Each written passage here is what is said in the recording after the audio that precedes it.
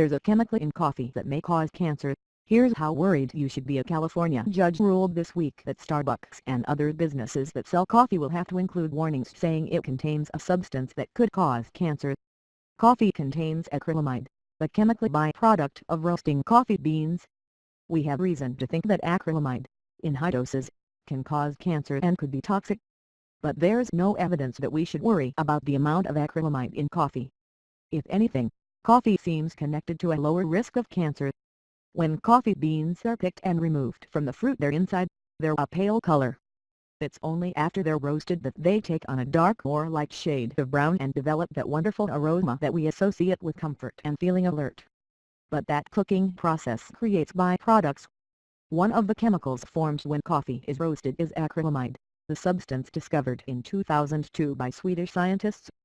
Acrylamide is considered probably carcinogenic by the International Agency for Research on Cancer, and California considers it the substance that's known to cause cancer. But whether there's enough of it in coffee to be concerned about is a different question. Because of the presence of acrylamide in coffee, the Council for Education and Research on Toxics filed a lawsuit in 2010 in California against businesses like Starbucks that sell coffee, asking that they be required to post warnings saying coffee contains cancer-causing chemicals. On Wednesday, a California judge ruled in favor of the council, meaning Starbucks and other companies will indeed be required to post those warnings. Starbucks had already agreed to post some, but they may now need to be featured more prominently. Whether the companies have financial penalties has not yet been decided. That said, there's extensive scientific research on coffee, most of which indicates that, if anything, coffee consumption is associated with a lower risk of several types of cancer. When it comes to acrylamide, the dose makes the poison pump enough of any chemical into an animal or person, and you'll eventually get to a point where that substance is dangerous. But these situations aren't always reflective of the real world. In the case of acrylamide, we know that being exposed to too much of it is dangerous. Data suggests that in large quantities, acrylamide is carcinogenic to some animals. Animal studies have found that putting acrylamide in drinking water can cause cancer in rats and mice.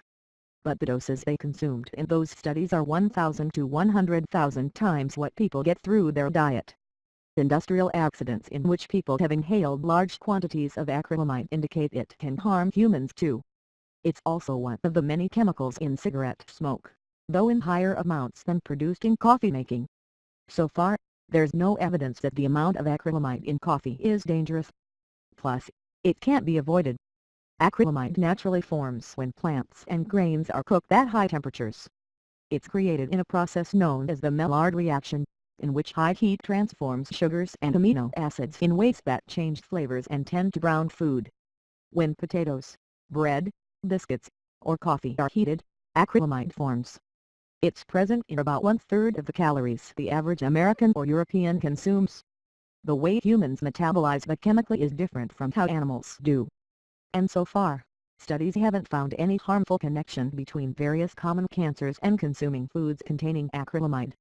A toxic situation. Previous lawsuits by the Council for Education and Research on Toxics have led potato chip makers to say they cut acrylamide levels in their products and pay a hefty fine.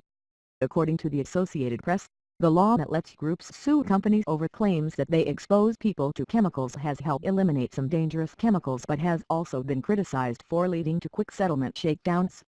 But changing the coffee roasting process isn't really an option, and it's always going to create byproducts like acrylamide. There's still no good reason to believe that drinking coffee is dangerous. Caffeine, also found in coffee, can be deadly at high doses, but that doesn't mean it's all bad. The International Agency for Research on Cancer removed coffee from its possible carcinogen list in 2016, though acrylamide is still on the probable carcinogen one. At least one major review of studies found that the more coffee that people drink, the lower their risk of liver cirrhosis or liver cancer. And a review of more than 200 studies found that people who drank 3 or 4 cups of coffee a day were 19% less likely to die from cardiovascular disease. Heavy coffee drinkers have an 18% reduced risk of cancer overall, according to one large study, and some data indicates that coffee drinkers may be less likely to have oral or pharyngeal cancer or advanced prostate cancer. There are other potential health benefits of coffee too. While it's not a good idea to inhale acrylamide from an industrial site, there is no reason to think the amount in coffee is dangerous. And putting danger labels on everything could make people less likely to pay attention to the ones that really do matter, like those on cigarettes. The bottom line, for now, is that coffee retailers in California will have to post warnings. But that doesn't mean there's evidence that coffee itself is risky.